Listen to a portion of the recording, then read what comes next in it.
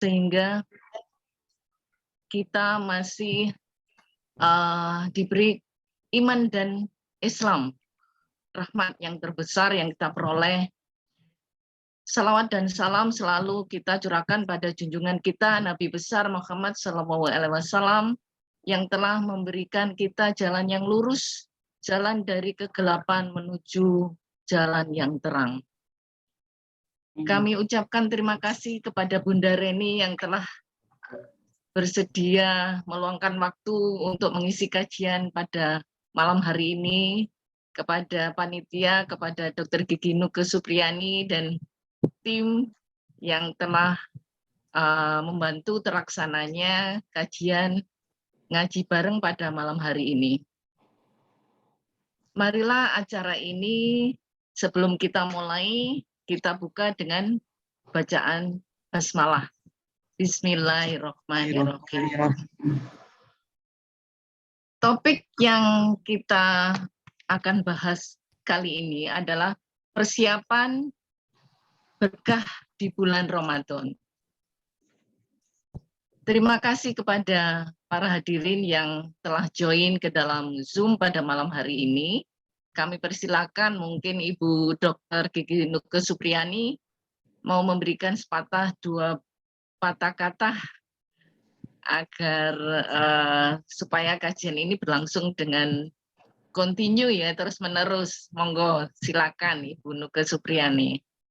Terima kasih Bu Emi. Assalamualaikum warahmatullahi wabarakatuh. Waalaikumsalam. Pertama-tama saya mengucapkan syukur alhamdulillah ya, kami panjatkan pada Allah Subhanahu wa taala. Pada malam ini kita dari grup Muslimah Ngaji beserta jamaah lainnya bergabung dalam kajian Islam dan keadaan sehat walafiat. Semoga Ustazah Reni dalam keadaan sehat walafiat juga. Amin amin ya rabbal alamin. Pada kesempatan malam ini topik yang kita ambil ada persiapan berkah di bulan Ramadan yang kurang 1 bulan ya kita menghadapinya. Semoga topik ini dapat mempersiapkan kita apa dan bagaimana kita dalam persiapan bulan yang kita tunggu-tunggu untuk mendapatkan berkah dan barokah dari Allah Subhanahu wa taala.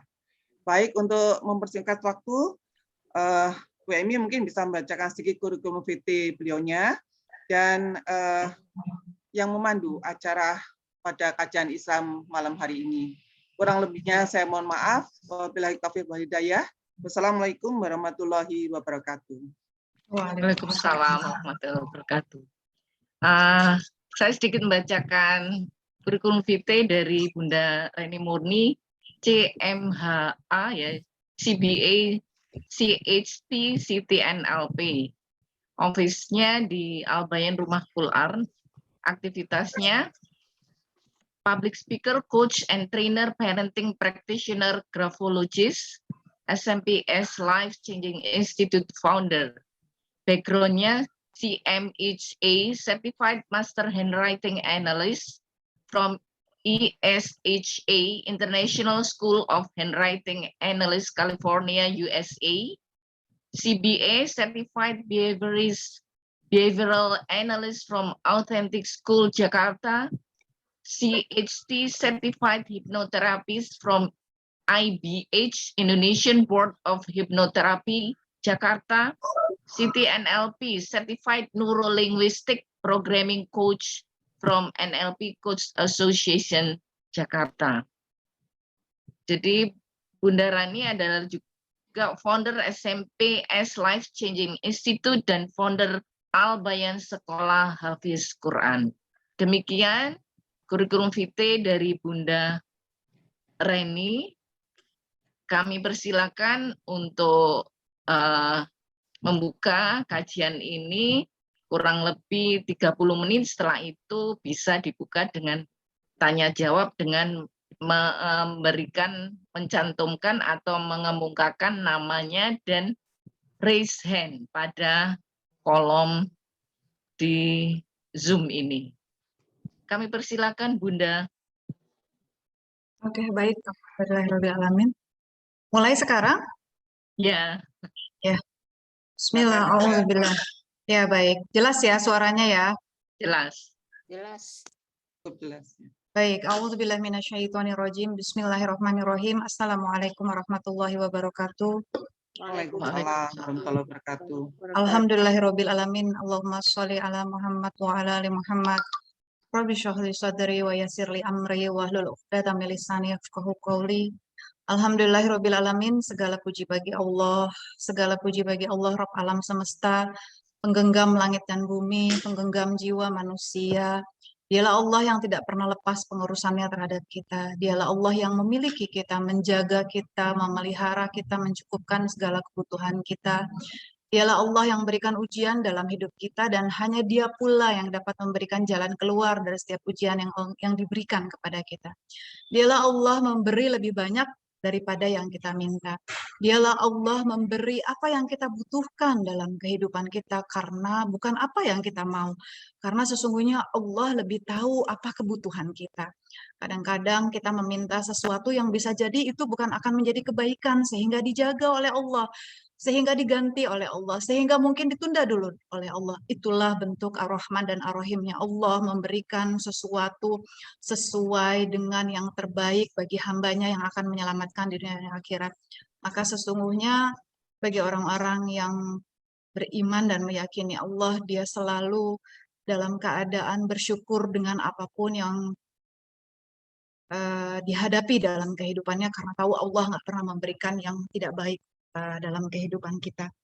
Baik, alhamdulillahirabbil alamin. Ibu-ibu, ada Bapak juga di sini ya? Ada Bapak? Nggak ada? Nggak ada ya, semua ibu-ibu Belum ya? tahu. Belum tahu, iya betul. Kadang memakai nama putra putrinya. Ajar. Belum tahu ini. Gimana? Oh, belum tahu. Iya. Ya, baik. Ini mohon maaf tadi ibu saya tuh nanya, ibu saya tuh usianya udah 88 tahun nanya, jadi saya jawab dulu. Baik, jadi mohon Ya. maaf agak ini sedikit. Nah, permasalahannya saya tuh gampang ke distract. Jadi saya tadi ngomong sampai di mana ya? Apa tadi? Apakah jemaahnya ada bapak-bapaknya begitu? Oh iya, baik ya, alhamdulillah. Jadi saya menyebutnya Bapak dan Ibu ya, atau sahabat-sahabat Ya. gitu ya, atau teman-teman di sini. Silahkan mau memanggil saya Bunda Reni atau apa yang enak mangga. Biasa anak-anak memanggil saya Bunda. Alhamdulillah tadi disebutkan begitu banyak background ya. Sebetulnya kemarin saya sudah bicara dengan Mbak Ade. Mbak Ade saya nggak usah ditulis apa-apa, cukup Bunda Reni aja gitu ya. Tapi sudah terlanjur ditulis gitu dan apa ya mungkin punya pertimbangan. Jadi sebetulnya saya mah hanya seorang hamba Allah yang diberikan sedikit ilmu dan tahu bahwa hidup kita ini akan dipertanggungjawabkan di hadapan Allah. Ketika Allah memberikan kita ilmu, maka itu pun nanti akan ditanya oleh Allah, diperolehnya dari mana, digunakannya untuk apa gitu. Ketika Allah memberikan kita nikmat, maka Allah akan minta kita bertanggungjawabkan. Maka kalau hari ini saya berada di sini diberikan kepercayaan amanah untuk bisa sharing ini semata-mata karena kurnia Allah, karena kasih sayang Allah memberikan saya kesempatan untuk bisa berbagi dari sedikit yang saya peroleh dari kasih sayang Allah. Jadi mudah-mudahan manfaat ya, mudah-mudahan ini berkah buat kita semua sesuai dengan judulnya berkah menyambut Ramadan ya. Nah sekarang Amin. saya dialognya dengan siapa nih? Yang bisa membantu saya dialog siapa? Mbak Demi? Bu Emi. Oh Bu Emi, baik Ibu Ya. Emi. Jadi saya dengan Ibu Emi dan Ibu Nuke begitu? Ya, monggo.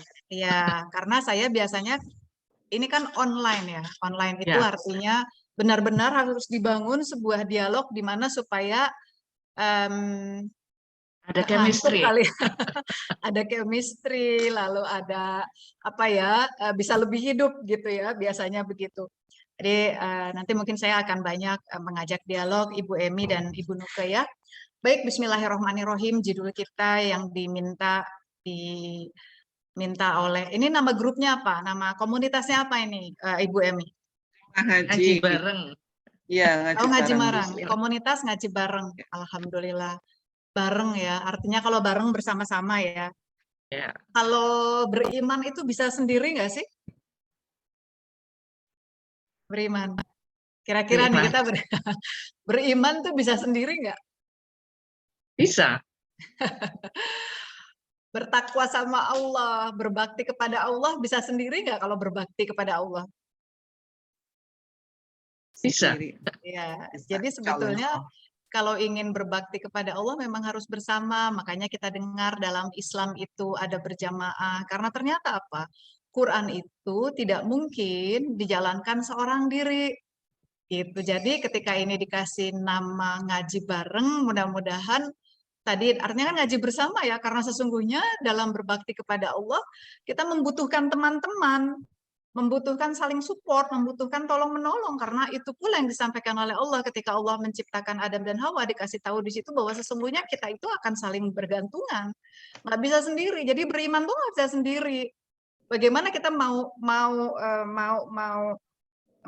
apa namanya mengabdi kepada Allah, ngurus semuanya sendiri gitu ya, ngurus sementara bumi Allah begitu luas, tugas yang diberikan oleh Allah amanah ini banyak gitu ya, sehingga memang bareng atau bersama atau bergandengan tangan, saling support, saling membantu, saling tolong menolong, itu sesungguhnya memang salah satu yang dicontohkan oleh Rasul Shallallahu Alaihi Wasallam. Jadi namanya kelihatannya cuma ngaji bareng, tapi sebetulnya bareng itu atau bersama itu, masya Allah ya, satu hal yang mudah-mudahan bisa menjadi doa ya, bukan hanya ngajinya bareng, tapi nanti mengamalkannya juga bareng ya, atau bersama. Amin. Jadi nanti selamatnya pun bareng, gitu ya, selamatnya bareng, mengamalkannya bareng, gitu ya. Baik, alhamdulillah. Judulnya apa tadi? Berkah. Persiapan berkah di bulan Ramadan. Oke, baik Ibu Nuke.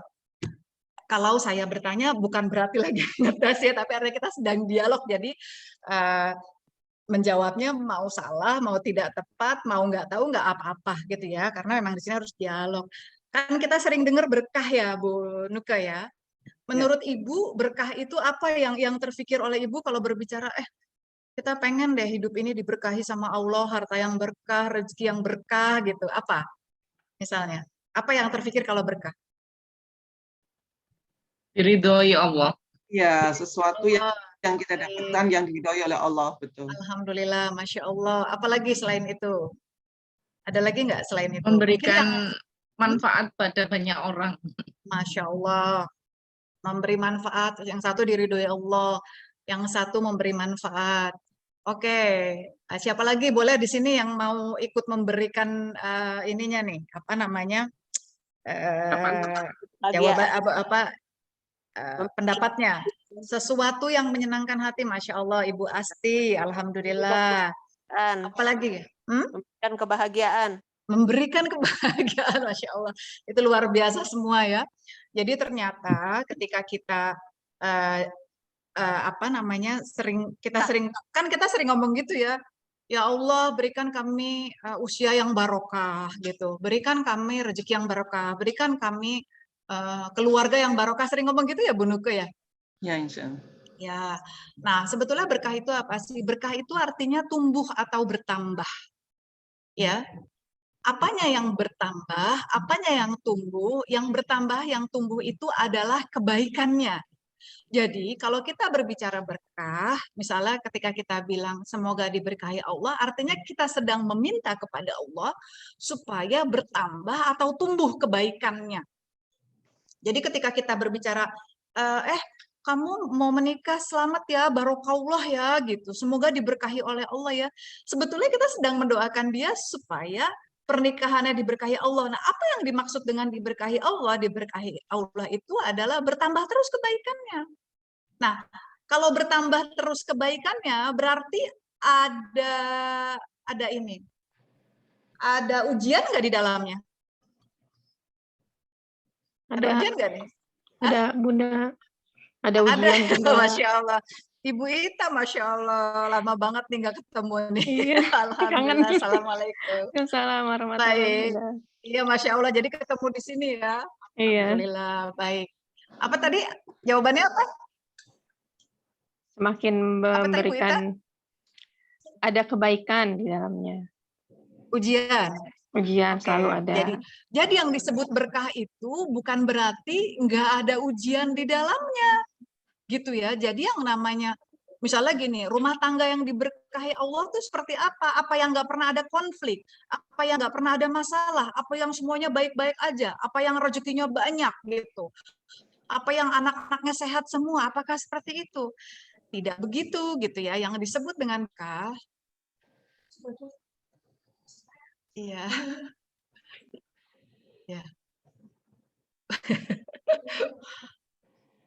Apa tadi? Saya sampai mana? Yang disebut dengan berkah ialah Iya, iyalah. Ada Yang ujiannya Ujian dalam rumah tangga. dalam rumah tangga, iya. Oke, berkah itu apa sih? Apakah berkah itu jadi nggak ada masalah dalam rumah tangganya? Enggak, ya. Apakah harta yang berkah itu artinya harta itu harus banyak dan melimpah ruah gitu? Bukan itu. Berkah itu artinya bisa jadi mungkin tidak banyak, tetapi selalu tumbuh terus kebaikannya. Misalnya begini, dalam sebuah rumah tangga yang diberkahi Allah apa sih? Bisa jadi rumah tangga itu ada masalah, tapi masalah itu membuat dia bertambah kebaikannya, bertambah taat kepada Allah, bertambah tunduk kepada Allah, bertambah bersyukur kepada Allah. Itu berarti bertambah nggak kebaikannya? Berkah nggak? Ah. Berkah gitu. Jadi berkah itu bukan berarti tidak ada masalah. Berkah itu artinya sekalipun di dalamnya ada ujian, sekalipun di dalamnya mungkin ada kekurangan, ada kesulitan, tapi membuat kita bertambah kebaikannya di hadapan Allah. Ya, jadi harta yang diberkahi apa sih? Apakah harta yang melimpah ruah, yang banyak, yang semakin hari bertambah gitu ya? Bukan itu. Harta yang diberkahi adalah harta yang selalu membuat kita bertambah kebaikannya di hadapan Allah. Karena berapa banyak orang yang mempunyai harta diberikan oleh Allah melimpah, tapi menjadi jauh dari Allah, menjadi durhaka kepada Allah. Nauzubillah, berarti hartanya itu nggak berkah gitu. Ya, menjadi tidak bersyukur kepada Allah, menjadi mungkin malahan lebih, nauzubillah, misalnya lebih kufur kepada Allah, ya. Nah, itu berarti tidak berkah. Nah, usia yang diberkahi itu seperti apa? Apakah usia yang panjang umurnya gitu ya, sampai umur 90 tahun, 100 tahun gitu misalnya ya. Nah, usia yang diberkahi adalah usia yang selalu setiap saat membuat diisi dengan hal-hal yang bertambah kebaikannya. Mau usianya berapapun. Misalnya sekarang Bu Nuke itu usianya berapa sekarang? 50 ada? Ada. Ada. Soalnya wajahnya masih wajah-wajah muda belia nih. Alhamdulillah ya. Amin. Ya, alhamdulillah. Jadi mau usianya 50, mau 30, selalu terisi dengan kebaikan, membuat dia menjadi bertambah baik di hadapan Allah, dan usianya itu dipakai untuk hal-hal yang menambah kebaikan di hadapan Allah, itulah usia yang berkah. Jadi bukan perkara banyaknya usia atau panjangnya usia. Mau usianya sedikit, tapi usianya itu selalu diisi dengan kebaikan, dengan ketaatan, dengan ketakwaan, dengan bakti kepada Allah, maka itu usia yang diberkahi. Gitu ya. Nah, kenapa saya berbicara mengenai berkah? Karena judulnya adalah berkah. Jadi kalau apa tadi judulnya berkah? Berkah apa? Persiapan berkah di bulan Ramadan. Persiapan berkah di bulan Ramadan. Berarti apa tuh maksudnya tuh? Persiapan agar bulan Ramadan nanti kebaikan kita bertambah gitu ya. Harapannya gitu kali maksudnya ya, kalau persiapan berkah itu bukan sih? ya betul Bunda. Ya. Iya.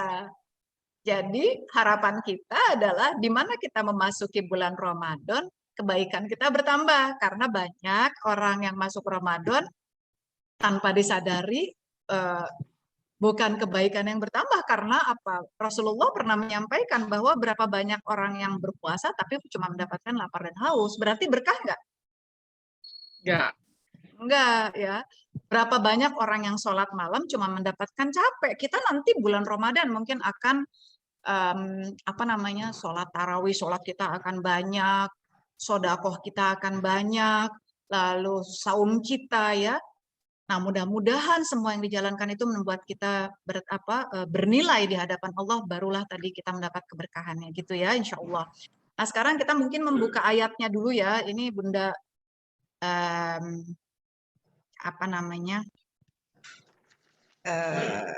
sebentar ya.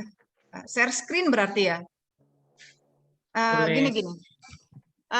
Di sini ada yang ini enggak bisa bukakan Quran? Apa Bunda aja yang buka Quran ya? Ya, ada Bu Rahma Tri Mustikawati.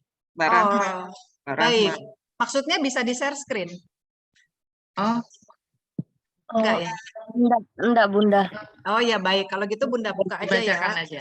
Iya, jadi ibu-ibu dan kakak-kakak di sini silahkan masing-masing membuka Quran, tapi ini pun juga akan dibuka share screen ya. Sebentar ya. Bismillah. Kita buka surat Al-Baqarah ayat 183 ya, sambil di share screen aja. Bentar ya. Screen ini udah ya? Udah belum? Belum. Hmm? Belum.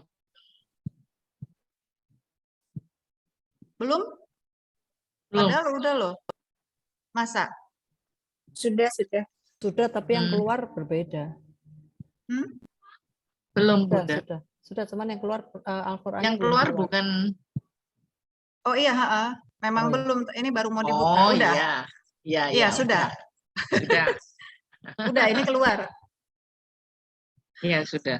Ya, oke. Al-Baqarah Ya, Al-Baqarah surat sebentar ya. surat 2. Ya, sebentar. Ini cara nyari. Tunggu ya. Soalnya tadi nggak begini layarnya. Tunggu ya. Oh, ini mungkin ini cara ngapus yang di atas gini gimana ya? Kayaknya ada di Al-Baqarah ayat 183. Tunggu. Nyarinya di mana sih? Ini dia. Sebentar.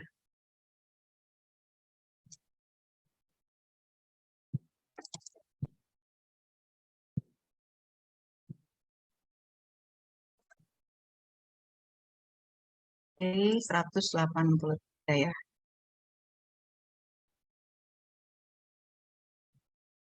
Ya, baik.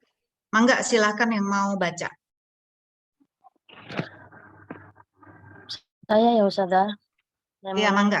Ya, mangga Mbak Rahma. A'udzu billahi minasyaitonir rajim. Bismillahirrahmanirrahim. Ya ayyuhalladzina amanu kutiba alaikumus shiyamu kama kutiba alal ladzina min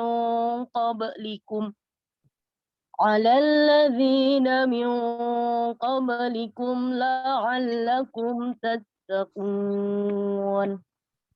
Artinya juga Ustazah, Iya, artinya silahkan. wahai orang-orang yang beriman, diwajibkan atas kamu berpuasa sebagaimana diwajibkan atas orang sebelum kamu agar kamu bertakwa. A'udzubillahi minasyaitonirrajim. Kita lihat terjemahnya ya. Wahai orang-orang yang beriman, ini adalah perintah bagi orang-orang yang beriman ya. Artinya ketika kita mengaku beriman gitu ya, maka apa yang harus kita lakukan? Melakukan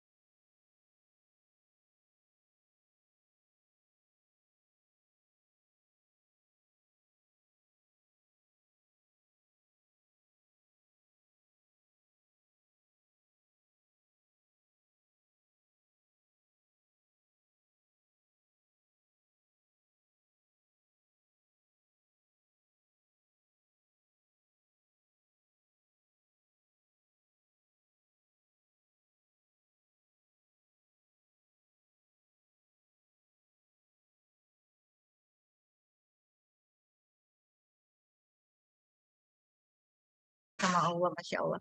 Silakan Kak Rahma. 1 sampai 5 ya Kak. Nggih. Ayo. Bismillahirrahmanirrahim. Alif Lam Mim. Dzalikal kitabu la raiba fihi hudan lil muttaqin. الذين يؤمنون بالغيب ويقيمون الصلاة ومما رزقناهم ينفقون والذين يؤمنون بما أنزل إليك وما أنزل من قبلك وبالآخرة هم يوقنون أولئك على هدى من ربهم وأولئك هم المفلحون Alif Lam Mim. Kitab Al-Quran ini tidak ada keraguan padanya, petunjuk bagi mereka yang bertakwa, yaitu mereka yang beriman kepada yang gaib, melaksanakan sholat, dan menginfakkan sebagian rezeki yang kami berikan kepada mereka. Dan mereka yang beriman kepada Al-Quran yang diturunkan kepadamu, Muhammad, dan kitab-kitab yang telah diturunkan sebelum engkau. Dan mereka yakin adanya akhirat. Merekalah yang mendapatkan petunjuk dari Tuhannya, dan mereka itulah orang-orang yang beruntung. Alhamdulillah. Rahma ini seumur cucu Bunda ini. Masya Allah. Alhamdulillah. Seumur cucu Bunda. Masih kuliah ya Kak Rahma ya? Iya, Ustazah. Sudah menikah? Sudah barusan bulan Agustus. Masya Allah. Jadi menikah sambil kuliah. Nggih. Alhamdulillah. Di Surabaya ya Mbak ya? Nggih, betul Ustazah. Iya, Bunda suka ke Surabaya tuh. Waktu itu pernah temenin Bu Ade. Nggih, Baik, Ustazah. alhamdulillah. Kita lihat ya, ibu-ibu ya. A'udzubillahi minasyaitonirrajim. Alif Lam Mim. Kitab Ada bapaknya, Al-Qur'an. Ustazah. Oh ya, siapa bapaknya? Ada tadi. Oh ya, Assalamualaikum bapaknya Mbak Rahma. Alhamdulillah nih Oh. punya. Bukan. Hah? Maksudnya itu ada bapak yang hadir. Oh ya, kirain bapaknya Mbak Rahma. Ya baik, Assalamualaikum Bapak-Bapak. Alhamdulillah bisa bergabung di sini ya dengan izin Allah. Mudah-mudahan berkah ya yang menyampaikannya. Ini Amin. ibu-ibu, tapi mudah-mudahan meskipun ibu-ibu, keberkahannya intinya karunia Allah itu datangnya, ilmu itu adalah karunia Allah. Ya, baik, alhamdulillah. Kita lihat ya, a'udzubillahi minasyaitonirrajim. Kitab Al-Quran ini tidak ada keraguan padanya, petunjuk bagi mereka yang bertakwa. Jadi kita harus tahu siapa orang takwa itu dan ciri-cirinya gimana supaya kita bisa seperti itu gitu, supaya kita bisa mengikuti sesuai dengan yang Allah beri petunjuk di dalamnya. Jadi kita takwanya itu ada ukurannya. Takwanya itu ada dasarnya. Nah, dasarnya itu adalah sesuai dengan yang Allah perintahkan, dengan yang Allah tunjukkan, bukan versi kita. Karena kalau versi kita takwa kan bisa macam-macam, betul begitu nggak, Bu Emi? Ya. Ya, kalau versi kita mungkin, kalau versi ada 10 orang, takwa menurut A, oh takwa itu banyak sholat gitu ya. Oh takwa itu, B ngomong, takwa itu banyak sedekah gitu nggak Bu Emi ya? Takwa itu apa sih? Banyak nolong orang misalnya gitu ya. Nah, untuk mengetahui, ibadah itu dasarnya adalah harus sesuai dengan petunjuk Allah dan dicontohkan oleh Rasul. Nah, sekarang ketika kita ingin tahu takwa itu apa, maka kita kembali kepada Quran. Yang pertama kita lihat di surat Al-Baqarah ini 1-5 ya. Apa katanya Allah? Kitab Al-Quran ini tidak ada keraguan padanya, petunjuk bagi mereka yang bertakwa. Jadi ciri-ciri orang yang bertakwa itu apa? Nomor 1. Kitab Al-Quran. Ya. Jadi orang bertakwa itu ternyata ciri-cirinya dia adalah bagaimana sikap dia, hidup dia, jalan hidup dia dalam kesehariannya. Dekat nggak dengan Quran gitu, berquran nggak, sesuai Quran nggak gitu. Jadi ternyata bukan sholatnya dulu, bukan banyak sedekahnya, tapi lihat bagaimana interaksinya dia dengan Quran. Apakah dia hidupnya sesuai Quran gitu ya? Apa dengan Qurannya bagaimana? Apa kata Allah? Kitab Al-Quran ini tidak ada keraguan padanya bagi orang-orang yang bertakwa. Dia sudah tidak ragu lagi terhadap Quran. Udah nggak nawar-nawar lagi nih. Udah nggak apa iya sih kayak begitu. Saya sih ini ya yakin, tapi kayaknya saya kalau kayak begitu masih ragu nggak tuh? Masih ragu ya. Kalau dia ragu berarti dia takwa nggak tuh Bu Emi? Enggak, Belum takwa ya. Jadi belum. kalau iya, jadi bagi orang-orang bertakwa dia sudah meyakini sekali bahwa satu-satunya kebenaran itu adalah Al-Quran. Udah nggak ada keraguan, udah nggak ada ragu-ragu lagi, udah nggak ada Aku yakin. hakul yakin, udah benar-benar apa namanya mengakui baik secara lisan, hati, dan ditunjukkan dengan perbuatannya ya, nggak ada keraguan dalamnya. Dan bukti bahwa dia nggak ragu-ragu apa? Dia jadikan Quran itu sebagai petunjuk dalam hidupnya. Kan banyak orang misalnya dia suka baca Quran, tapi jalan hidupnya ngapa-ngapainnya belum tentu sesuai Quran, maka itu bukan orang takwa. Kalau orang takwa gimana? Ini Quran, maka jalan hidupnya dia sesuai dengan petunjuk Allah. Nah, itulah orang bertakwa. Jadi kalau mau ngapa-ngapain dia akan, kalau Quran bilang gimana ya, kalau kata Allah bagaimana ya, dia akan kembali kepada Quran. Kalau dia mau ngapa-ngapain dia balik lagi ke Quran. Misalnya kalau dia bekerja, dia akan bekerja sesuai dengan apa yang Allah perintahkan, yang Allah tunjukkan. Kalau dia berumah tangga, dia akan membangun rumah tangganya sesuai dengan petunjuk Allah, itulah orang bertakwa. Kalau dia berhubungan gitu ya, berteman, maka dia akan sesuai dengan petunjuk Quran. Nah, itulah orang takwa. Kalau dia berniaga, dia akan selalu mengikuti petunjuk Quran, dia akan jujur, dia akan apa namanya sidik gitu ya. Intinya dalam semua kehidupannya dia akan mengikuti jalan hidupnya sesuai petunjuk Allah. Lalu apa setelah itu? Yaitu ayat 3-nya ya, yaitu mereka yang beriman kepada yang gaib. Apa itu? Dan dia beriman kepada yang gaib. Yang gaib itu apa ya? Yang gaib itu Allah. Dia meyakini sekali bahwa Allah lah yang mengatur hidupnya dia. Allah yang maha melihat dia, yang maha mengurus dia, dan dia beriman, gak ada keraguan untuk itu. Ya, beriman kepada yang gaib. Jadi bukan hanya, orang kan mikir gaib apa nih Bu Emi biasanya kalau gaib? Hantu. Gaib ya sesuatu yang mungkin tidak bisa dilihat. Kayak hantu gitu ya. Ya.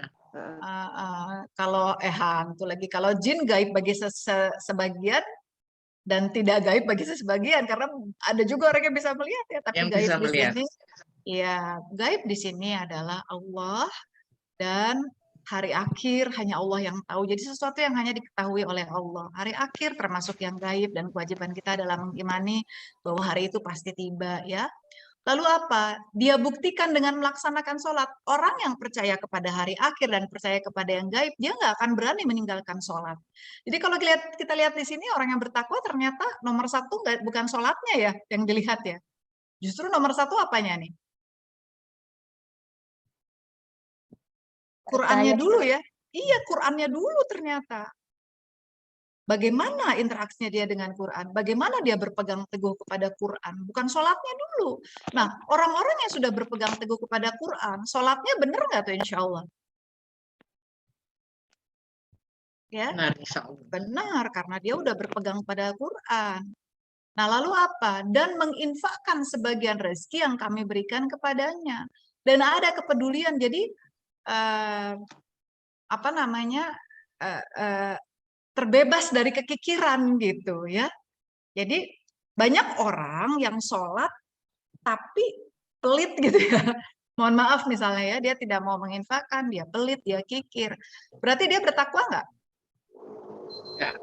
Enggak, itu dibuktikan dengan menginfakkan sebagian rezeki yang kami berikan kepadanya. Dia meyakini bahwa rezeki itu dari Allah, dan dia tidak ragu untuk menginfakkan sebagian rezeki yang kami berikan kepadanya. Jadi ada orang yang bertakwa itu Salah satunya adalah selain dia sholatnya harus benar, dibuktikan juga dengan tidak kikir gitu, terbebas dari kekikiran dengan cara apa? Menginfakkan sebagian rezeki yang kami berikan kepadanya. Kita lihat di sini sebagian ya. Kalau kita lihat sebagian berarti kan bisa sebagian apa?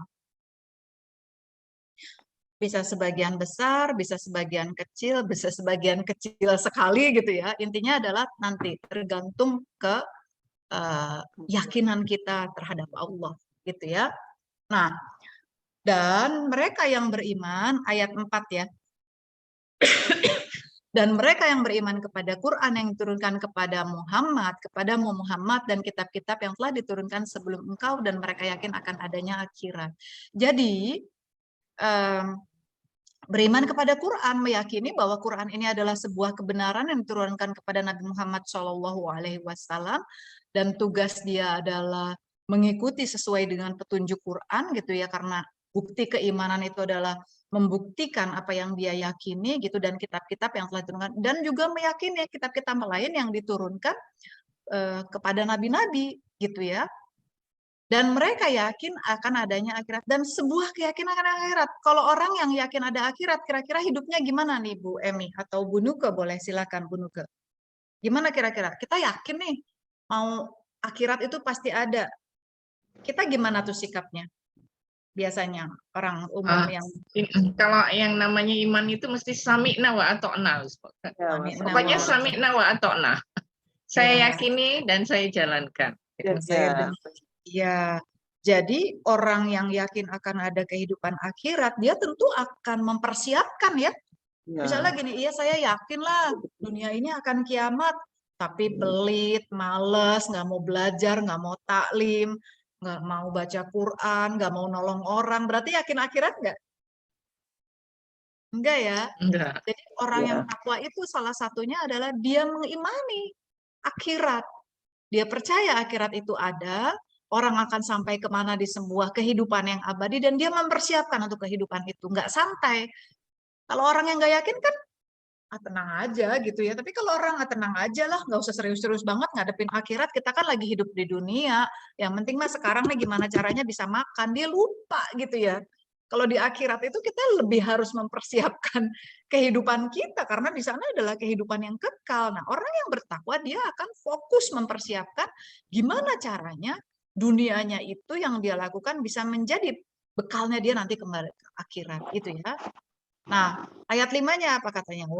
Mereka yang mendapat petunjuk dari Tuhannya dan mereka itulah orang-orang yang beruntung. Jadi siapa orang yang beruntung? Mereka yang dapat petunjuk dari Tuhannya, yang dapat petunjuk dari Allah. Siapa orang yang mendapat petunjuk dari Allah? Yang tadi tuh, yang dia mengerjakan tadi yang disampaikan di ayat 1 sampai 4. Ya. Kita lanjut dulu ya, mungkin jangan pertanyaan dulu ya. Jangan pertanyaan dulu ya Bu Nuke ya, Bu Emi ya. Kita lanjut dulu ya. Boleh. Sekarang kita buka sikap selanjutnya ya. Kita langsung kita sekarang buka surat Al-Imran. Nah, sekarang kita lihat tadi kan kita lihat ya, hidupnya sesuai Quran, dia mengimani yang gaib, dia melaksanakan sholat, lalu dia percaya kepada hari akhirat sehingga dia mempersiapkan dirinya, lalu dia mengimani Quran gitu ya. Lalu dia terbebas dari kekikiran, lalu apalagi ciri-cirinya orang takwa seperti apa? Ternyata ciri-ciri orang takwa di ayat yang lain disampaikan oleh Allah di surat Al-Imran ya. Surat Al-Imran. Ayat mana tadi?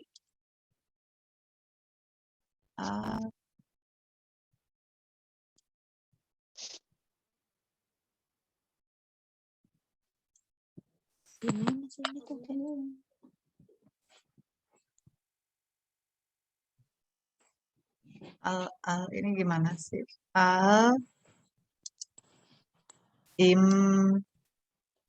Ali Imran mungkin. Nggak mau sih. Ini saya nggak terlalu bisa ininya nih. Kok nggak mau Ali. keluar? Ali. Oh, Ali ya di sini ya. Oh iya benar-benar. Oke, baik. 133 ya, kita buka 133.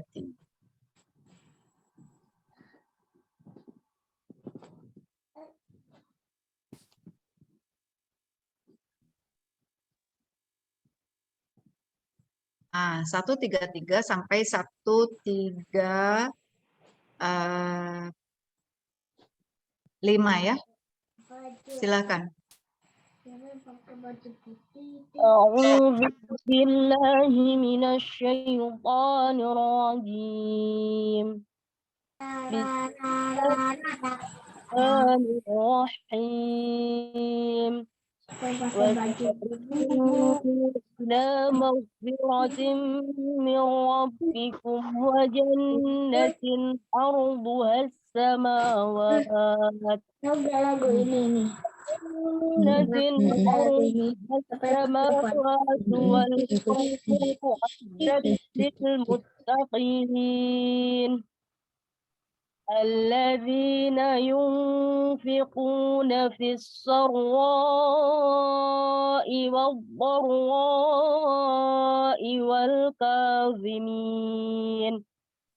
والكاظمين الغيظ والعافين عن الناس والله يحب المحسنين والذين إذا فعلوا فاحشة أو ظلموا أنفسهم ذكروا الله Cukup Pak, 135 aja.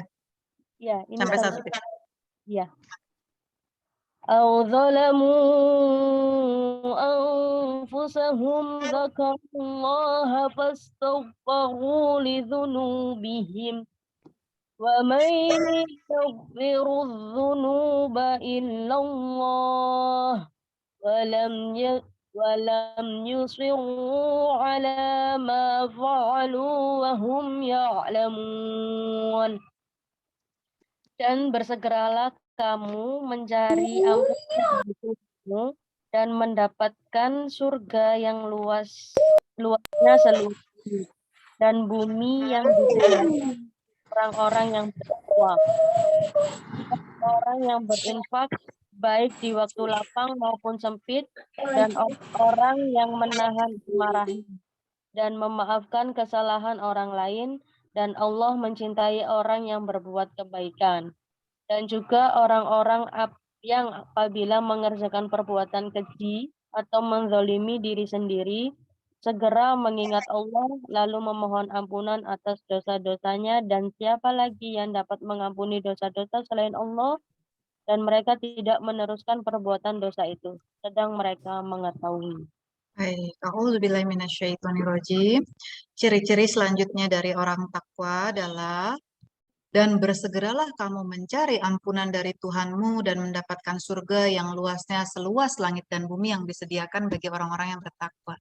Jadi orang-orang yang bertakwa itu sikapnya adalah bersegera untuk mencari ampunan Allah. Jadi dia tidak menunda-nunda, tidak nanti-nanti, gimana nanti, atau nunggu tua, atau nunggu pensiun, atau nunggu kalau udah punya uang banyak. Nanti deh saya sekarang waktunya saya untuk cari duit dulu yang banyak, nanti kalau saya uang udah banyak baru saya mikirin gimana caranya taat sama Allah gitu ya, baru nanti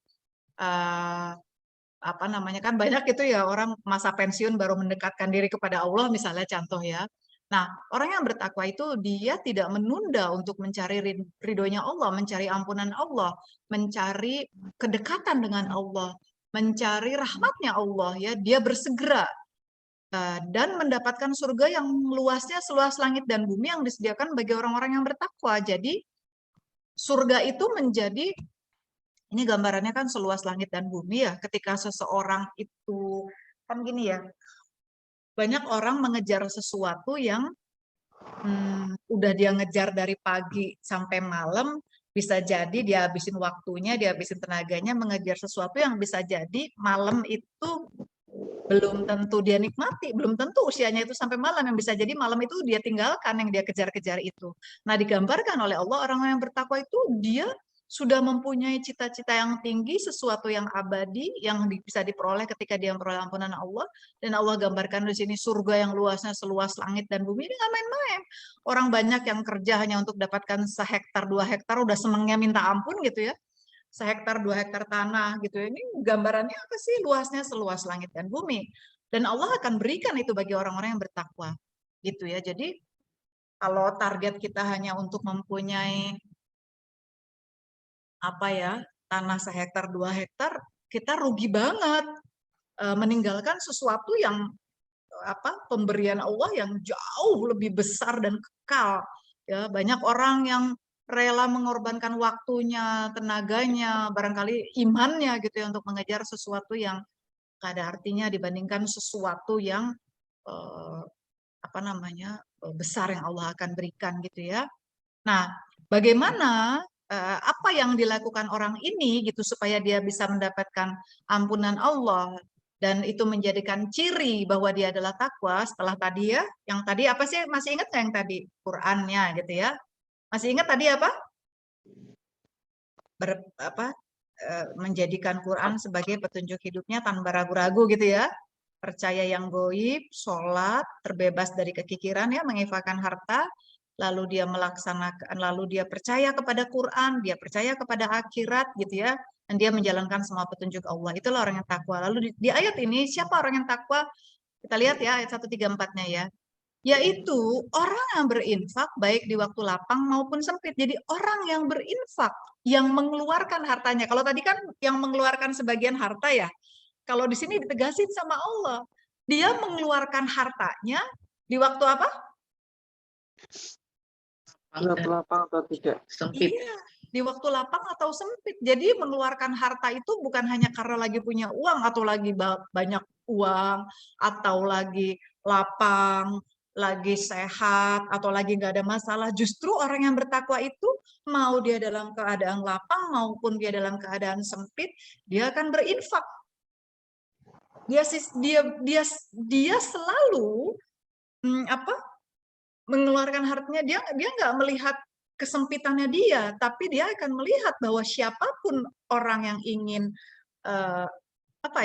berbuat kebaikan, berbuat amal soleh, pasti Allah mudahkan gitu ya, sehingga dia melakukannya baik di waktu lapang atau sempit karena keimanannya dia, ketakwaannya dia kepada Allah ya.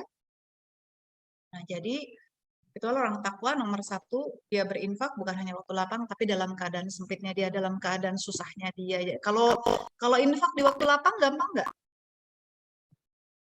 Gampang ya, tapi orang yang bertakwa, infak bukan hanya di waktu lapang, di waktu sempit, di waktu dia lagi nggak punya uang, uangnya pas-pasan, mungkin dia lagi sakit, lagi butuh buat nyekolahin anak, mungkin segala macam, tapi dia selalu memprioritaskan untuk bisa berinfak di jalan Allah karena dia tahu Allah yang Maha menjamin kehidupan kita gitu ya. Dan apa selanjutnya? Orang-orang yang menahan amarah, orang yang menahan amarah itu gimana tuh? Sabar. Orang yang mau nahan amarah gini nih, mau marah nggak jadi. Yeah. Jadi orang takwa itu kalau mau marah nggak jadi, gitu. Marah nggak jadi karena dia tahan, gitu ya. Bukan kalau mau marah hajar bleh, nggak begitu, ditahan sama dia, ya. Jadi orang takwa itu orang yang menahan amarahnya, orang yang rela untuk nggak bisa nih kalau saya nggak marah, saya yang makan hati misalnya contoh ya. Enggak, orang yang takwa itu dia sudah mampu untuk mengendalikan dirinya gitu ya. Ya, menahan amarahnya dengan cara apa? Memaafkan kesalahan. Jadi ternyata dikasih tahu sama Allah, memberikan kita petunjuk bahwa salah satu cara untuk menahan amarah sebetulnya adalah memaafkan kesalahan orang lain. Jadi ternyata kalau misalnya mau nahan amarah, sebetulnya kuncinya itu maafin aja.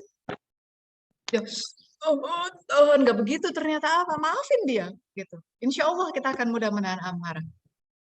Biasanya kalau kita nggak bisa nahan amarah, gue nggak bisa maafin dia deh, kan biasanya gitu ya. Nggak bisa deh, nggak bisa maafin, nggak bisa kan? Ya sulit nanti nahan amarah ya. Apa dia memaafkan kesalahan orang lain gitu ya. Dan Allah mencintai orang-orang yang berbuat kebaikan dan dia suka berbuat kebajikan gitu ya. Dia berbuat kebajikan, dia tidak malas untuk berbuat kebajikan, dia tidak menghitung-hitung dirinya. Jadi berbuat kebajikan tuh apa sih? Berbuat kebajikan yang bisa memberikan kebaikan baik dirinya maupun orang lain di hadapan Allah untuk keselamatan di dunia maupun di akhirat. Jadi nggak ada rasa malas. Orang berbuat kebajikan tuh udah nggak ada rasa malas dalam dirinya. Kan banyak orang mau buat baik malas ya. Kalau buat buruk biasanya orang malas nggak? Kalau buat buruk kan biasanya nggak males ya. Gitu nggak sih? Kalau buat baik kan biasanya suka rada males ya. Misalnya contoh gini deh. Nolong orang biasanya suka males nggak? Ya. Atau misalnya baca Quran gitu misalnya kan suka males ya. Tapi kalau berbuat buruk biasanya nggak males. Nah ternyata salah satu upaya kita supaya kita bisa berbuat kebaikan adalah bebaskan diri kita dari kemalasan. Kita harus mengupayakan diri kita melawan rasa malas kita. Karena sulit berbuat baik karena banyak aduh males banget nih gitu. Suka gitu nggak? Mau baca Quran malas, mau ini malas. Nggak ada penghalang apa-apa, cuma perkara males saja. Bisa begitu nggak tuh? Iya, sering. Ya, padahal nggak ada penghalang. Penghalangnya cuma rasa malas gitu. Maka orang yang berbuat kebajikan dia sudah mampu mengendalikan rasa malasnya.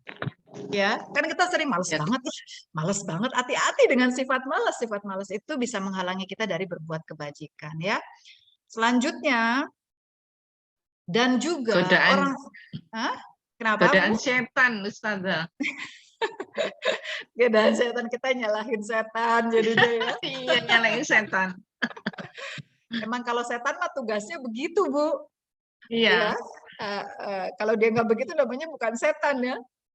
Dan juga orang-orang yang apabila mengerjakan perbuatan keji atau menjalimi diri sendiri segera mengingat Allah. Jadi waktu dia melakukan perbuatan keji atau dia menzalimi diri sendiri, dia segera ingat Allah. Jadi banyak orang yang gini, dia tahu dosa tapi dia nggak peduli. Ada nggak yang gitu? Berarti dia nggak ingat sama Allah kan? Dia tahu nih dosa nih, dia tahu nih ini nggak baik nih. Dia nggak peduli. Nah itu yang disebut dengan tidak mengingat Allah. Tapi kalau orang yang mengingat Allah ketika dia menzalimi diri sendiri, dia segera mengingat Allah, lalu dia memohon ampun dan dia tidak meneruskan perbuatan dosanya itu. Sedang mereka tahu. Jadi tidak, udahlah, emang gue orangnya begini ya, nggak begitu. Atau udahlah urusan minta ampun nanti dulu deh. Yang penting sekarang puas-puasin dulu deh. Kita kan harus melakukan ini, misalnya contoh ya. Jadi udah tahu itu perbuatan zalim, perbuatan yang dibenci sama Allah, tapi diterusin. Orang takwa nggak begitu. Orang takwa ketika dia melakukan perbuatan yang tidak disukai Allah, dia segera mengingat Allah dan dia berhenti. Dia mohon ampun. Ada penyesalan dalam dirinya ketika dia melakukan perbuatan yang zalim tersebut. Dia menyesal, dia mohon ampun kepada Allah dan dia menghentikan. Tetapi kalau misalnya dia ingat tapi terus, banyak orang yang ingat, nggak boleh gitu loh, nggak boleh gitu loh, tapi tetap ngerjain. Berarti dia takwa nggak? Enggak ya, karena orang itu terus melakukan perbuatan. Nah itulah tadi orang-orang takwa, ya diantaranya seperti itu. Nah orang takwa salat ini tanya jawabnya jam berapa? Jam berapa tanya jawab? Di sini. Apa satu ayat lagi ya? Mau? Boleh. Ya, habis itu baru ya supaya lebih luas ya. Supaya lebih luas surat 3 ayat 14 sampai 17 ya. Sebentar. Bagaimana supaya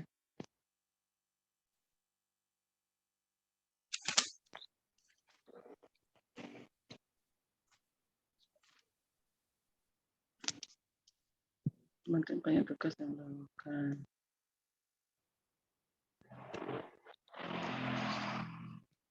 Oh, Bang. 39 aja, satu ayat ya. 39.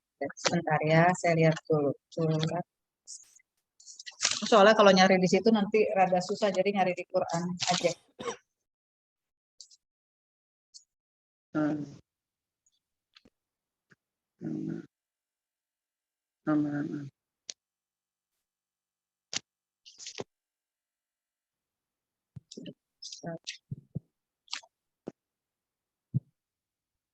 Oke, kita buka surat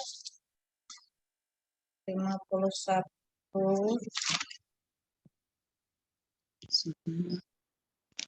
Oke, kita lihat ya, surat 51 Az-Zariyat ayat 15 sampai 8 sampai 19. Amalan minimal amal. Apa tadi? Ah, nyarinya agak ini nih.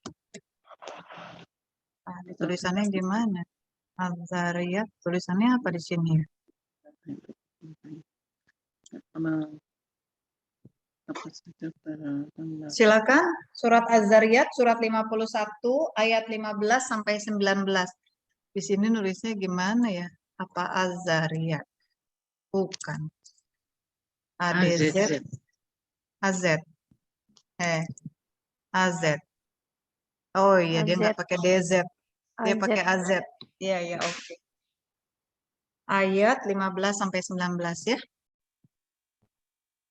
Silakan. Bismillahirrahmanirrahim. Innal muttaqina fi jannatin wa 'uyun. Akhidhina ma atahum rabbuhum. Innahum kanu qabla dhalika muhsinin. كانوا قليلا من الليل ما يهجعون وبالأسحار هم يستغفرون وفي أموالهم حق للسائل والمحروم. Sesungguhnya orang-orang yang bertakwa berada di dalam taman-taman surga dan mata air. Mereka mengambil apa yang diberikan Tuhan kepada mereka. Sesungguhnya mereka sebelum itu di dunia adalah orang-orang yang berbuat baik.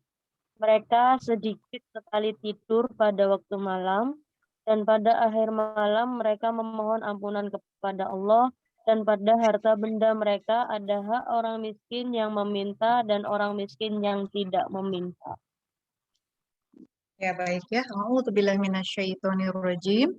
Ayat 15 ya. Sesungguhnya orang-orang yang bertakwa berada dalam taman-taman surga dan mata air. Jadi orang-orang yang bertakwa itu nanti tempatnya di mana? Udah di surga, di taman-taman surga gitu ya. Itu gambaran, sebuah gambaran yang sangat indah, sangat bagus gitu ya. Ini berarti apa? Tempat yang istimewa gitu ya. Bagi orang-orang yang bertakwa itu diberi tempat yang istimewa. Mereka mengambil apa yang diberikan Tuhan kepada mereka. Sesungguhnya mereka sebelum itu dunia adalah orang-orang yang berbuat baik. Mereka mengambil apa yang diberikan. Jadi mereka nanti kalau di sini kan nggak bisa sembarangan ngambil ya. Kalau mau mempunyai sesuatu aja harus kerja dulu gitu ya. Kalau bahasanya orang-orang tuh nggak bisa gratis di sini ya. Kalau mau makan harus kerja dulu gitu. Kalau mau em, artinya harus bersusah payah untuk bisa mendapatkan sesuatu. Kalau di surganya Allah gitu yang disediakan bagi orang yang bertakwa semua udah disiapkan oleh Allah ya. Sudah disiapkan sama Allah. Kita tinggal ngambil aja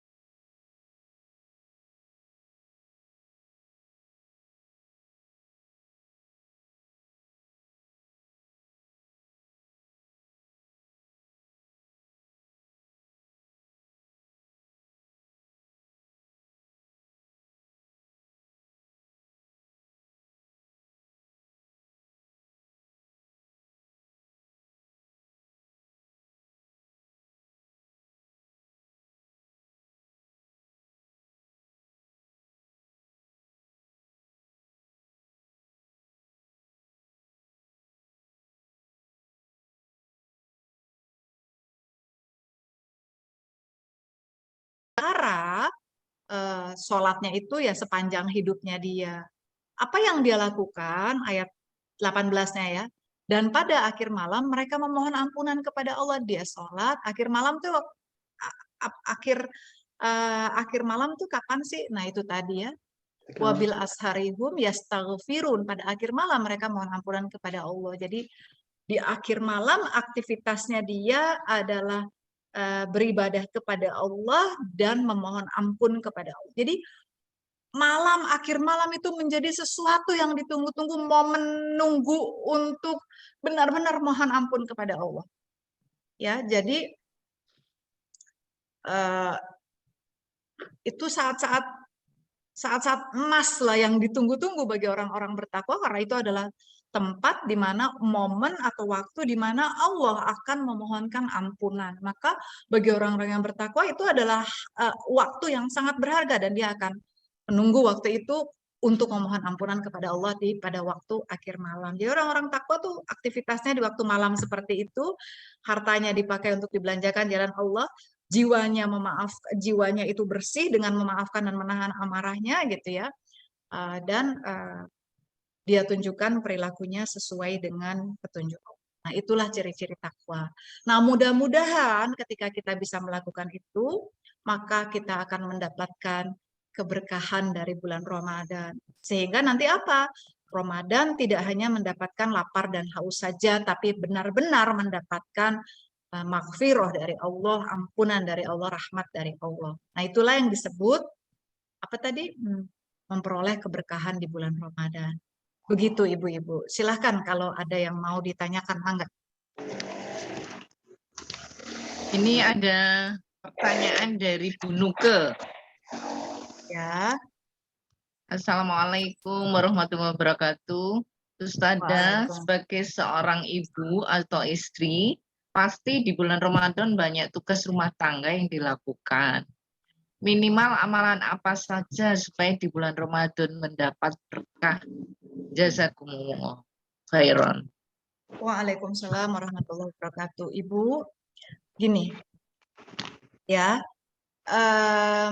kita tahu di dalam Quran, salah satu nama bulan Ramadan itu disebutnya Syahrul Quran. Artinya dia disebut bulan Quran. Maka amalan apa yang baiknya kita lakukan? Jadi tugas rumah tangga, kita nggak bisa milih, oh saya harus banyak beribadah, maka saya tugas rumah tangga jadi saya nggak ngerjain, karena saya pengen ngumpulin pahala banyak-banyak. Nah begitu, karena mengurus rumah tangga adalah bagian dari ibadah kita gitu ya. Sehingga memang di sini kita sebagai ibu rumah tangga memang harus punya kemampuan untuk mengatur waktu sedemikian rupa antara waktu emas ibadah gitu ya, yang di bulan Ramadan ini ekstra sekali gitu ya, bonus-bonus dari Allah, bonus-bonus kebaikan dan pahala dari Allah, jangan sampai itu kehilangan.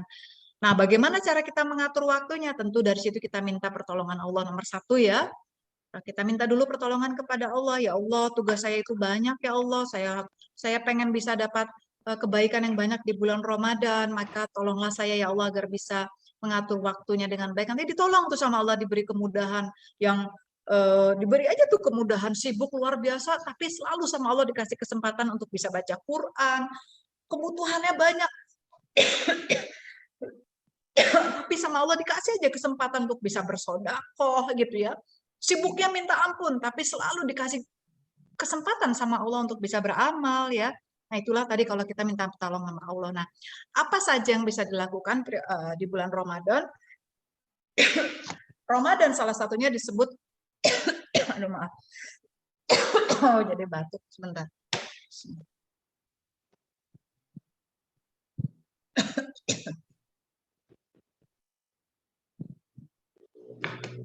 Adalah Syahrul Quran atau bulan Quran. Maka jadikan Ramadan itu penuhi hari-hari kita tentunya dengan membaca Quran.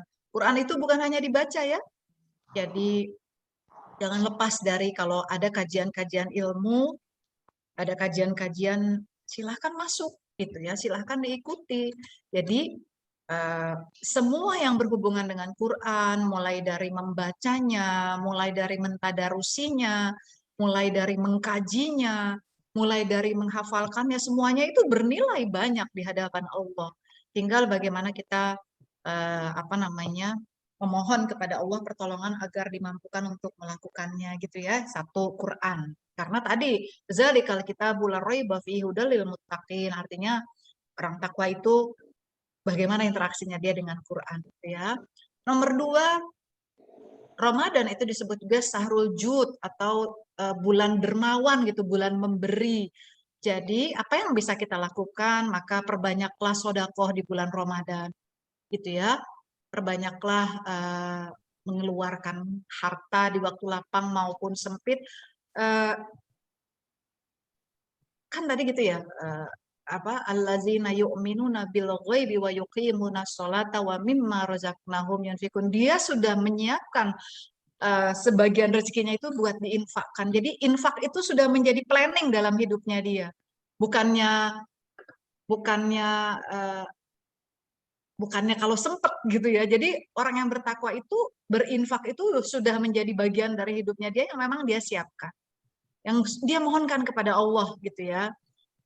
Kan tadi ya, bagaimana dia memang menjadikan infak itu sebagai salah satu yang memang menjadi bagian dari programnya dia gitu ya, karena disiapkan. Bukan hanya sekedar sisa atau kalau sempet gitu ya. Nah, jadi Syahrul Jud, jadi apa yang dilakukan? 2, perbanyaklah sedekah di bulan Ramadan. Lalu apalagi ya, ibadah sudah jelas, semua ibadah silahkan tadi ya.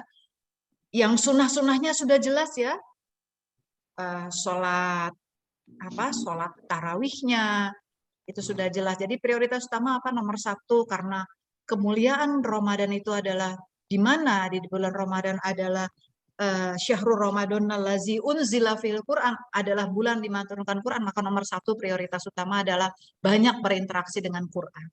Nomor 2, perbanyaklah bersedekah.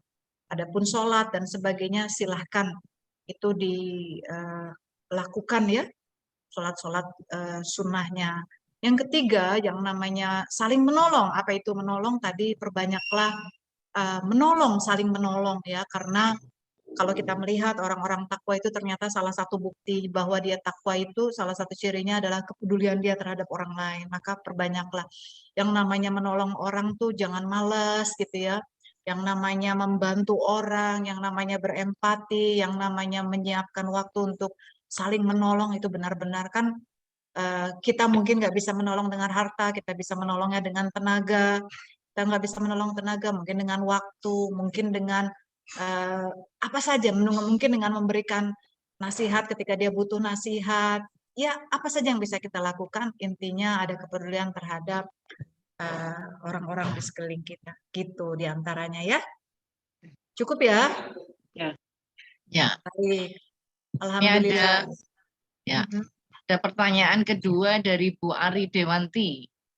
Ya, pada baik. akhir malam, ketika sholat malam, apakah selain mohon ampunan kita bisa memohon sesuatu yang lain? Oke, baik. Gini, kalau kita berbicara permohonan kepada Allah, permohonan yang tinggi itu, paling tinggi itu apa sih? Kalau kita dikasih kesempatan deh untuk meminta, dan kita cuma punya waktu misalnya 15 menit, 1, harta yang banyak, 2, dimudahkan segala urusan, 3, diampuni semua dosa, mana yang akan diminta? Diampuni semua dosa. Semua dosa. Iya, karena itu yang paling berat ya. Karena inilah yang paling berharga gitu loh. Jadi bukan berarti nggak boleh minta. Kalau bisa benar-benar di detik akhir malam gunakan benar-benar untuk mohon ampun kepada Allah. Kalau ingin minta yang lain boleh aja, cuman silahkan. Kalau yang menurut petunjuknya benar karena ini adalah waktu emas, ya gunakan untuk mohon ampun. Bukan berarti karena itu adalah waktu emas dikabulkannya doa. Gitu ya. Jadi yang nomor 1 ya kita minta yang paling tinggi buat kita apa? Diampuni dosanya sama Allah. Mau minta yang lain boleh nggak? Boleh aja, mangga aja. Gitu sih sebetulnya. Ya. Mangga. Ada lagi? Saya Ustazah boleh ya tanya? Mangga, Mbak Emi.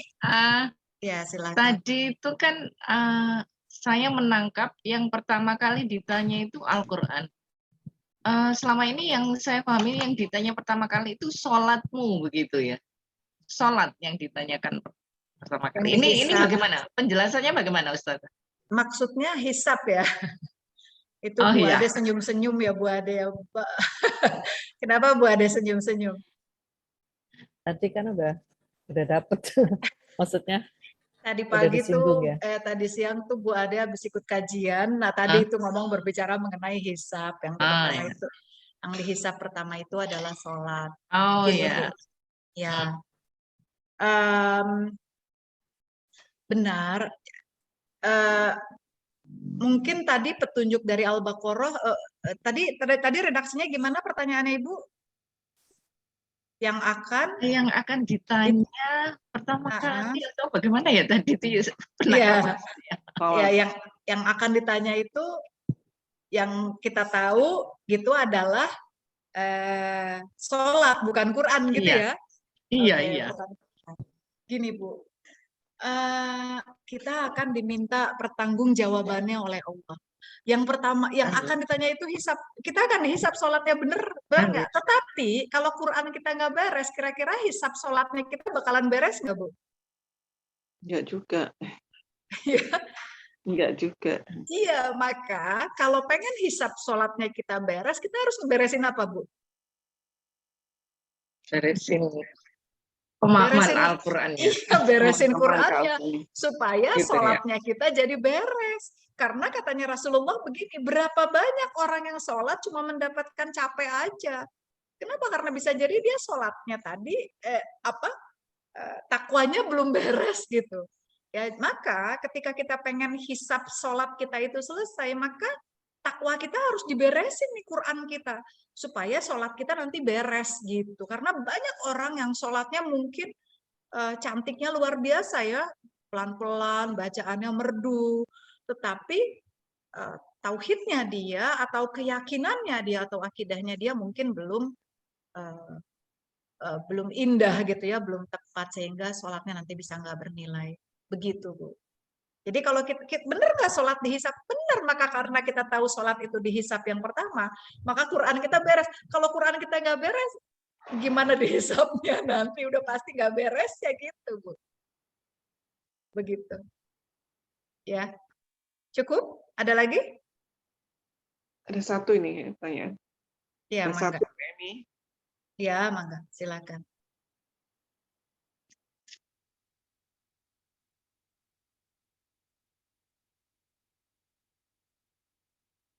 Oh, tadi dari Ibu Asti ya. Tadi Ustazah sebutkan, saya baca ya. Halo, kedengeran nggak? Dengar, Mas. Oh iya, Mak, saya mute. Oh iya, iya, oke. Ya. Tadi Tadi, Ustaz, ya, ya. silakan. Silakan. Tadi Ustazah sebutkan Allah itu memberi apa yang kita butuhkan, bukan apa yang kita minta. Bagaimana dengan dalil mintalah kepadaku, niscaya akan aku kabulkan. Korelasinya maksudnya ya Ustazah. Ya, ini.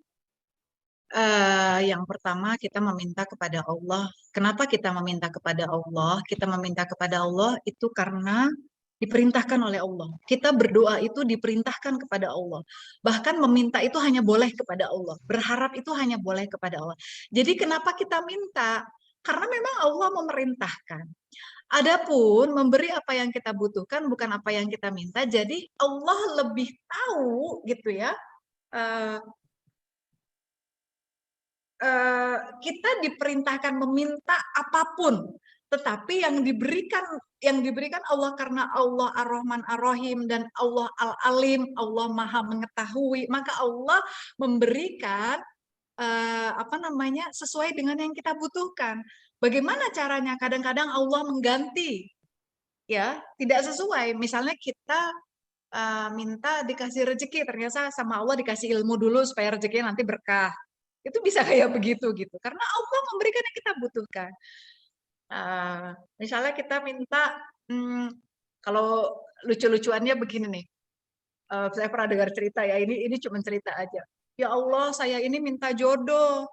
Saya minta jodoh, malah saya digigit anjing. Ternyata habis dia digigit anjing, dia ke rumah sakit, dia ketemu dokter. Akhirnya dokter itu jadi jodohnya gitu. Ya, artinya Bisa jadi Allah memberikan sesuatu sebagai jalan karena Allah ingin memberikan sesuatu yang lebih baik. Nah, gitu ya. Jadi semua doa akan dikabulkan sama Allah karena Allah selain mengabulkan doa, Allah itu Al-Mujib ya, yang maha mengabulkan doa gitu ya. Nah, Allah itu selain itu juga Al-Alim yang maha mengetahui apa yang terbaik buat kita. Kebayang nggak kalau setiap yang kita minta dikabulkan oleh Allah? Bisa jadi kita nggak kebayang nggak kalau kita minta, kita punya anak, setiap minta kita kabulkan. Lama, umur 3 tahun minta motor trail dan kita kabulkan, kebayang nggak? Akan jadi apa anak kita? Kan nggak mungkin ya. Kita ganti dulu material yang kecil segini misalnya ya. Itu seperti itu. Kita aja begitu ke anak kita. Apalagi Allah yang Al-Alim yang maha mengetahui yang terbaik bagi kita. Tetapi mintalah kepada Allah dengan meyakini. Jadi meminta, memohon kepada Allah tidak sama dengan memaksa Allah. Orang yang beriman itu berdoa sebagai bagian dari bukti keimanannya, bukan bertujuan untuk memaksa ataupun mengatur Allah. Dia berdoa dalam rangka penyerahan dirinya kepada Allah dan dia percaya Allah akan memberikan yang terbaik. Begitu kita kalau berdoa. Ya, begitu. Cukup ya? Ya, cukup. Jelas ya? Ya, oke, baik. Ada lagi? Silakan. Boleh nambah pertanyaan, Ustazah? Silakan, Ibu Nuke. Oh, bukan. Ibu Emi. Saya. Ya, silakan. Ya, tadi saya menggarisbawahi apa yang dikatakan Ustazah itu, meminta hanya kepada Allah, selain kepada Allah itu tidak diperbolehkan. Bahkan kalau kita beramal misalnya ke rumah yatim, kemudian ingin anak yatim itu mendoakan permintaan kita, itu sebetulnya tidak boleh, berarti itu ada pamrih untuk mendoakan. Padahal kita ini mintanya hanyalah kepada Allah. Kalau beramal ya sudah beramal aja, begitu. Bagaimana pendapat Ustazah? Ini di dalam surat Al-Bayyinah ya, A'udzubillahi minasyaitonirrajim, wa ma umiru illa liya'budullaha mukhlishina lahuddin, katanya Allah, dan kita diperintahkan untuk memurnikan ibadah kita semata-mata kita diperintahkan untuk memurnikan ibadah kita. Jadi dalam ibadah, dalam kehidupan itu Allah memerintahkan kita mukhlisin lahuddin. Itulah yang kita tahu selama ini yang disebut dengan orang-orang ikhlas. Orang yang ikhlas itu disebutnya mukhlis, ya. Nah, kita diperintahkan untuk ikhlas kepada Allah dalam melakukan segala sesuatu. Ikhlas itu apa sih? Ikhlas itu artinya tidak boleh punya harapan kecuali hanya berharap kepada Allah. Itu yang disebut dengan ikhlas. Ikhlas itu artinya murni, tidak bercampur. Ya, ikhlas itu artinya murni atau tidak bercampur. Misalnya contoh, ini ada air susu ya, misalnya susu murni, tapi saya kasih setetes gula atau sebutir gula, murni nggak? Enggak ya, sudah tidak murni karena sudah bercampur. Nah, kalau udah bercampur berarti dia nggak murni lagi. Nah, dalam ibadah kepada Allah itu diperintahkan ikhlas. Artinya harapannya hanya kepada Allah. Misalnya kita puasa tujuannya supaya langsing, itu ikhlas nggak? Hah? Ikhlas. Enggak, karena bercampur. Oh, saya puasa tujuannya takwa dan langsing. Enggak ikhlas. Saya tujuannya puasa supaya takwa dan banyak rezeki. Nah, itu enggak ikhlas karena bercampur. Nah, dalam semua aspek kehidupan kita, kata Allah apa? Wa ma umiru illa liya'budullaha mukhlishina lahuddin, katanya Allah, ikhlas. Kita disuruh ikhlas. Ngapain aja? Artinya apa? Berdoa itu harus ikhlas. Enggak boleh punya harapan apa-apa. Artinya gini, kita berdoa bukan supaya itu dikabulkan, tapi supaya Allah mencintai kita gitu loh. Paham nggak maksudnya? Boleh nggak kita berdoa meminta kepada Allah, misalnya, ya Allah, Allahumma afini fi badani, ya Allah, sehatkanlah badanku. Boleh nggak minta begitu? Boleh, karena minta itu harus kepada Allah. Tapi sehat itu bukan tujuan kita. Tujuan kita hanya ridhonya Allah. Boleh nggak kita minta rezeki? Kita baca kok, Robik firli warhamni wajburni warzukni. Kita minta rezeki sama Allah. Tapi harapan kita rezeki apa ridhonya Allah? Kan harapan kita ridhonya Allah, kasih sayangnya Allah. Nah, itulah yang disebut dengan ikhlas. Maka silahkan meminta yang banyak kepada Allah apapun, tapi tujuannya bukan permintaan itu, tapi kasih sayangnya Allah, tapi ridhonya Allah. Jadi Bu Emi misalnya begini, ketika Bu Emi berdoa, kenapa sih Bu Emi berdoa? Ya karena aku ingin dicintai Allah, diberi atau tidak oleh Allah. Yang paling penting dalam hidupku, Allah ridho kepadaku. Allah sayang sama aku, bukan doanya itu sendiri dikabulkan. Karena yang paling penting kan kita disayang Allah ya. Jadi silahkan berdoa, salingkan minta. Tapi tujuan kita hanya untuk mendapatkan ridho Allah. Allah nanti mau kabulkan, Allah ganti dengan yang lebih baik. Allah nanti ngasihnya nanti. Kita tenang tuh, nggak ada kegelisahan. Nggak begini, saya berdoa udah 5 bulan sholat malam, tapi saya nggak juga dikeluarkan dari masalah. Akhirnya kan begitu kan kalau kita tujuannya bukan Allah. Gitu. Jadi silahkan saja kita berdoa, minta didoakan misalnya ya sama ibu kita, Ma doakan ya Ma. Boleh nggak? Boleh. Ada anak yatim misalnya, doakan ya supaya ibu dicintai oleh Allah, dimaafkan segala kesalahan. Kan itu permintaan tuh kalau minta sama anak yatim jangan yang kecil-kecil, rugi. Minta yang paling tinggi. Ya, kalau cuma minta banyak rezeki gitu ya, kita nggak usah minta aja, Allah udah jamin rezeki kita kok gitu ya. Jadi kalau mau mintalah permintaan yang tinggi, boleh nggak ya disuruh sama Allah. Tapi bukan berarti minta rumah gitu nggak boleh, boleh ya, karena ada doanya juga. Robbi anzilni munzala mubaraka wa anta khairul munzilin. Ya Allah, karuniakan kepada kami tempat yang diberkahi. Bahkan doa minta tempat tinggal aja bukan minta rumah, tapi minta tempat yang diberkahi. Jadi kita selalu minta yang, bahkan kalau minta sama Allah itu yang diajarkan dalam Quran tuh permintaannya tinggi, besar, spektakuler. Jadi Allah tuh kalau ngajarin doa kepada kita tuh dahsyat. Kalau minta rumah disebutnya tempat tinggal yang diberkahi. Kalau minta minta sehat, sehatnya bukan hanya sehat badan tapi sehat lahir dan batin. Kalau minta apalagi